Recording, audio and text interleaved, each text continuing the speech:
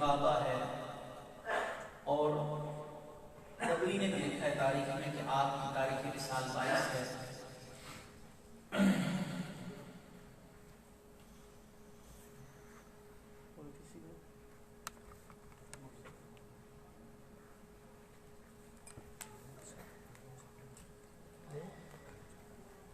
ایک سوال یہ ہوا کہ پیر معاویہ رضی اللہ تعالیٰ نے جس معاہدے پر امام حسن سے صلح کی تھی اس کی پاس تاریخ نہیں تھی. یہ بات تاریخ کی کتابوں میں لکھی ہے اور تاریخ کی کتابوں میں یہ روایت میں داخل کرنے والے 2 لوگوں کے نام بتاتا ہوں جنہوں نے یہ حرکتیں کی ہیں. ایک کا نام کلبی ہے, ایک کا نام ابو مخنف ہے, لوط بن یحییٰ ابو مخنف. یہ دونوں مذہباً رافضی تھے. کیا تھے؟ رافضی تھے اور ان کا کام ہی سیدنا معاویہ رضی اللہ تعالیٰ عنہ کے خلاف مواد کتابوں کے اندر ڈالنا تھا. امام ابو حنیفہ رحمۃ اللہ علیہ کے خلاف جہاں بھی کوئی مواد ملتا ہے تو اس کا بنیادی شخص نعیم بن حماد ہوتا ہے. یہ میں آپ کو آج کل پتے کی بات بتا رہا ہوں. کتاب میں چیز کا ہونا اس کے معتبر ہونے کی دلیل نہیں ہوتی, اس کا توثیق کے ساتھ یعنی صحت کے ساتھ ہم تک پہنچنا یہ اس کی صحت سے نہیں. تو پھر بد مذہبوں کے پاس کون سا ایسا بد مذہب کرتا ہے جس کے پاس قرآن و حدیث سے دلائل موجود ہیں, لیکن وہ دلائل کمزور ہیں جس کا آپ کو علم نہیں ہوتا. آپ صرف کتاب میں لکھا دیکھ کر اس کو ڈال دیتے ہیں, دیکھیں کتاب میں حوالہ دکھایا. نبی کریم صلی اللہ علیہ وسلم کے صحابہ کا بھی مسئلہ یہ عقیدے کا مسئلہ ہے. کس چیز کا مسئلہ ہے؟ عقیدے کا مسئلہ. اور عقیدے میں مفتی صاحب جانتے ہیں کہ قرآن کی آیت مانی جاتی ہے, رسول اللہ کا فرمان مانا جاتا ہے. تاریخ کی کتابوں میں کوئی شرعی حیثیت نہیں. امام احمد بن حنبل سے کسی نے پوچھا یہ تاریخ کی کتابوں کے لیے آپ کیا کہتے ہیں؟ آپ نے فرمایا گمراہی کی وادیاں ہیں, جو اترتا ہے گم ہو جاتا ہے. تاریخ میں کبھی کبھی صحابہ پہ اعتراض ہو سکتے ہیں, ایسے تو پھر حضرت بکر صدیق پر بھی بہت سے اعتراضات ہیں. میں بیان کروں تو آپ حضرت معاویہ کو بھول جائیں گے, پھر آپ کو اپنے ایمان بچانا شروع ہو جائے گا. لیکن ہم نے تو قرآن دیکھا, قرآن نے کہا والذین معہ, جو ساتھ والے ہیں بڑے سونے لوگ ہیں. قرآن کی آیت پر رد کر سکتا ہے تاریخ کی کتاب سے تو کرے. تاریخ لکھنے والا پہلا نام ہی تبری کا ہے. سب سے پہلا شخص کون ہے؟ تبری ہے. اور تبری کے لیے تو ابن جوزی نے المنتظم میں لکھا ہے, یہ تو پیروں کا مسح کیا کرتا تھا, پاؤں دھوتا بھی تھا. یہ کس کا عقیدہ پاؤں کا مسح کرتا تھا؟ خود سوچیے. جو آپ کی مشہور کتاب ہے تبری, اس کا مصنف, اس کو راتوں رات اکیلے میں کیوں دفن کیا گیا؟ حنبلی لوگ اس کی تدفین کے قائل نہیں تھے کہ اس کو مسلمانوں کے قبرستان میں دفن ہونا چاہیے. اس کے عقائد نظریات رافضی ہیں بنے. اگر ان کی کتابوں سے مرتضیٰ مسعودی سے حوالے دے رہے ہیں تو یہ لوگ تو ہمارے قابل لکھ چکے ہیں. یہ لوگ خود بد مذہب تھے. کبھی صحابہ کے خلاف کسی بد مذہب کی گواہی قبول کی جاتی ہے؟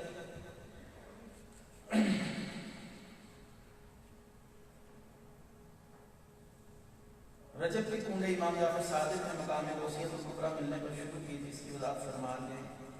کشف الاسرار منہاج الصالحین. نہیں, یہ من گھڑت بات ہے, ایسی بات نہیں ہے. کنڈوں کی ابتدا جو تھی یہ لکھنؤ سے کی گئی تھی. یہ مولوی غلام حسین نجفی کا تشیعوں کا, یہ وہ خود بات مانتا تھا کہ اس کی ابتدا 1906 کے لگ بھگ لکھنؤ کے ماحول سے اس کی ابتدا ہوئی تھی. یہ جگہ کیوں ان لوگوں کا مرکز رہی؟ اصل میں بادشاہ اکبر تھا, اس کی ایک بیوی روافظ سے رافضی تھی. تو اس نے بادشاہ اکبر چونکہ بے دین ہو گیا تھا تو اس نے بادشاہ کو کہہ کر ایران سے چند علماء منگوایا تھا کہ ہمارے مذہب کا بھی پرچار ہونا چاہیے, ادھر رافضیت عام ہونی چاہیے. تو قاضی نور اللہ شروستری جو تھا اس کو بلوایا گیا کہ یہاں پر رافضیت کا پرچار کرے. پھر لکھنؤ دہلی چونکہ اس وقت دارالحکومت تھی, اس لیے ان کا وہاں پر زور زیادہ ہوا. وہاں سے مرثیہ خانی شروع, وہیں سے مولب وغیرہ کا سلسلہ شروع ہوا. یہ 1906 ان کا مولوی مان رہا ہے کہ اس کا ثبوت ہمیں اس سے پہلے ملتا نہیں ہے. اگر کوئی اصالِ سوال کی نیت سے امام جعفر صادق رضی اللہ تعالیٰ عنہ کرنا چاہے تو اس وقت بھی بیٹھ کر سکتا ہے. ہمارے تو الحمدللہ ہر عالم جب دعا کرتا ہے کہتا ہے یا باری تعالیٰ جو پڑھا اور نبی کریم صلی اللہ علیہ وسلم کی سنت سے ہر امام ہم مل کرتے ہیں. الحمدللہ ہم بھی پہلے اصالِ سوال کرتے ہیں, لیکن مسئلہ 22 رجب کا ہے. 22 رجب سیدنا معاویہ کی بابسوط ذرائع سے یہ ان کے وصال کی تاریخ ہے. تو کوشش کریں, اجتناب کریں ان لوگوں کے لٹریچر سے, ان کی باتیں سننے سے. معاملات میں خرابی ہو جاتی ہے، آپ اتنے کامل اور یقین والے نہیں ہیں کہ آپ کے پاؤں نہ پھسیں۔ عمران بن حطان ایک شخص گزرا ہے، بخاری شریف کا راوی ہے، اتنا بڑا حدیث کا امام تھا، اعلیٰ حضرت نے ملفوظات میں لکھا ہے، اس نے ایک خارجی عورت سے شادی کی تھی، میں اس کو سنی کروں گا، وہ خود ہی راوی لفظ خارجی ہو گیا تھا۔ تو بدعقیدگی جو ہے یہ تو آگ کی طرح انسان کو کھا جاتی ہے، ذرا اس سے اجتناب کیجیے۔ سیدنا معاویہ جلیل القدر صحابی ہیں، نبی کریم صلی اللہ علیہ وسلم نے فرمایا کہ لوگوں میرے سسرالیوں کا حیا کرنا۔ یہ نبی کریم صلی اللہ علیہ وسلم کی زوجہ کے بھائی بھی ہیں، اور اگر گالی دے کے کسی قبر روشن ہوتی ہے تو وہ دے لیں کو گالی۔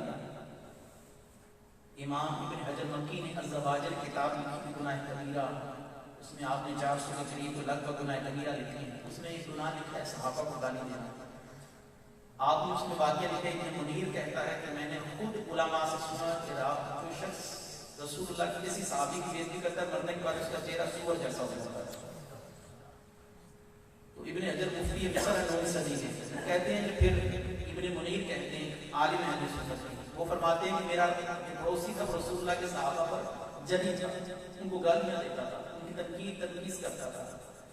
جب وہ شخص مر گیا تو اب ان کے دل میں خیال آیا کہ یہ باتیں میں نے سنی ہیں کہ مرنے کے بعد چہرہ انسان کا بگڑ جاتا ہے، قبر کھود کے دیکھیں تو صحیح، لیکن دوستوں نے کہا یہ کام شریعت میں منع ہے، ہم تیرا ساتھ نہیں دیں گے۔ اس نے اصرار کیا اور ان کو ساتھ لے کر گیا، اور رات کو جا کر اس کی قبر کھودی۔ یہ ساری بات الزواجر کے اندر لکھی ہے، مفتی مصر میں لکھے 9ویں صدی سے، اور یہ مفتی مکہ بھی رہے امام ابن حجر مکی۔ تو جب وہ قبر کھودی وہ دیکھا اس کا چہرہ واقعی سور جیسا ہو گیا، قبر بند کی پھر بھاگنے کی۔ جب غوث اعظم نے فرمایا میرے بے ادب کو توبہ نصیب نہیں ہوتی، رسول اللہ کے صحابی کو توبہ کہاں سے نصیب ہوگی؟ رسول اللہ صلی اللہ علیہ وسلم کے صحابہ کا معاملہ بڑا حساس ہے، ہم سب کو سلام کرتے ہیں، عظمت میں بتا دی مولا علی کی بہت زیادہ ہے، سیدنا معاویہ ان کے سامنے ایسے ہی جیسے زمین و آسمان کا فرق، لیکن ہمارے لیے بھی زمین و آسمان کا فرق ہے، ہم ان پر تنقید نہیں کر سکتے۔ اور کسی بھائی کا کوئی سوال ہوتا ہے؟ وآخر دعوانا الحمدللہ رب العالمین۔